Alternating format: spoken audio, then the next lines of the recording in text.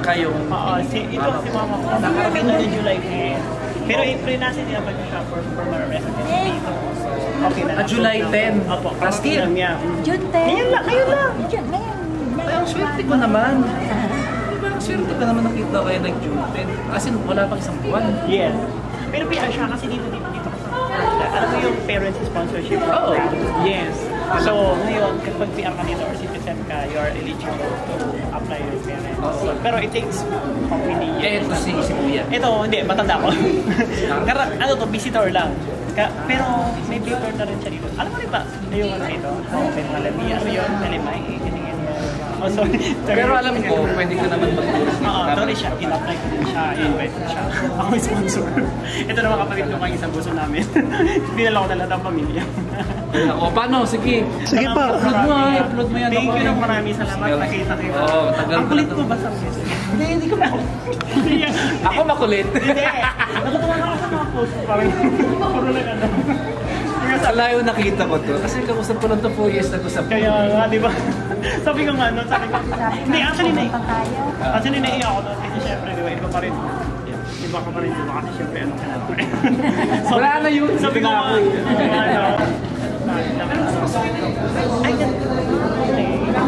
pero 3 hours pala yung biyahe niyo. ano lang, 2.5 hours. Pero nag-hotel naman kasi. Don't worry sa hotel kasi. Wow, awa na si amo niyo. Edmonton, sigaw na may kasamang palakpak. Ayan, mga taga-Edmonton. Sino dito yung mga taga-Calgary? Ayan, may taga-Calgary pala. Tumayo pa dito sa atin, ha? Alright. How about from Slave Lake? Wala!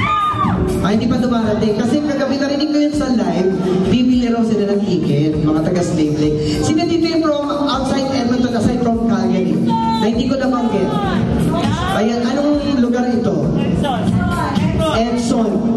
Ayan, Edson.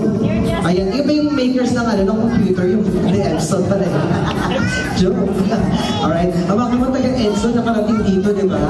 O kasi ka naman long weekend. And you know what? I thank you guys for coming here.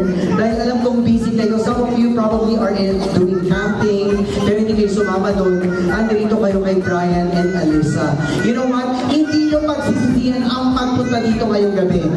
Kasi kung narinig nyo kanina yung kanilang pag-soundcheck, di ba ang galing? Di ba? Parang Broadway lang talaga ang pinapanood nyo. Kaya I really can't wait to see them perform. By the way, sort of trivia, si Alyssa Bonaobra. Who knows Alyssa Bonaobra here? Ayan. Saan nyo siya napapanood? Correct, X Factor. Actually, nakalaban ko rin siya sa World Championships of Performing Arts. Kaya kami naging magkaibigan. That was 2016, so 3 years lang yun. So, ayan. Napakagaling po talaga niya ni Alyssa Bonaobra. Ano pa ba ang pwede natin sabihin? By the way, meron tayong mga raffle. Kaya huwag kayong aalis. Meron tayong raffle draws. And after the concert, after the show, meron din kayong opportunity to have a photo with Brian and Alyssa. Dapat pala dinara ko may video yan.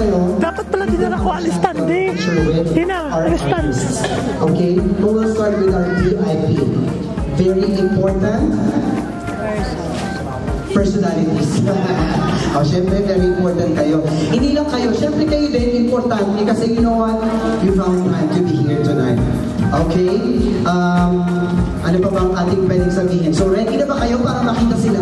Yeah! Ready na ba kayo? Yeah! At dahil dyan, tatawagin muna natin ang ating producer. Alright? So, I would like to invite here up on stage, okay, the CEO and President of